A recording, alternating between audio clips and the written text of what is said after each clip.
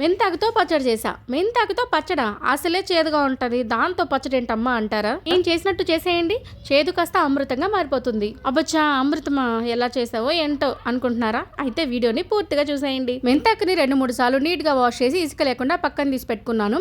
కొద్దిగా జీలకర్ర, ధనియాలు, పచ్చిమిర్చి వేయించేసి పక్కన పెట్టుకున్నాను. దాంతో పాటు వేరుశెనగ పప్పులు వేసుకుంటున్నాను, ఎందుకంటే టేస్ట్ కాస్త డిఫరెంట్ గా ఉండడం కోసం.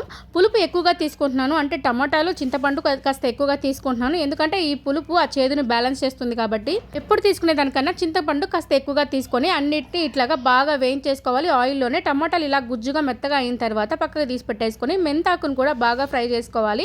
మెంతాకుని లో ఫ్లేమ్లో ఫ్రై చేసుకోవాలి, లేకపోతే పచ్చి పచ్చిగానే ఉంటుంది. ఇలా ఫ్రై చేసుకున్న తర్వాత అన్ని పక్కన పెట్టుకొని సగం వేసుకొని కొద్దిగా ఉప్పు వేసుకొని పేస్ట్ చేసుకున్నాక మిగతా సగం వేసుకుంటాను, ఎందుకంటే మా వాళ్ళకి అక్కడక్కడ పప్పులుగా తగలాలి కాబట్టి. పోపు పెట్టేసుకోవడమే. ఇలా ట్రై చేసి చూడండి, చేదొస్తే నన్ను అడగండి. మీతో నెల రమ్మని లైక్ చేసి సబ్స్క్రైబ్ చేసేయండి.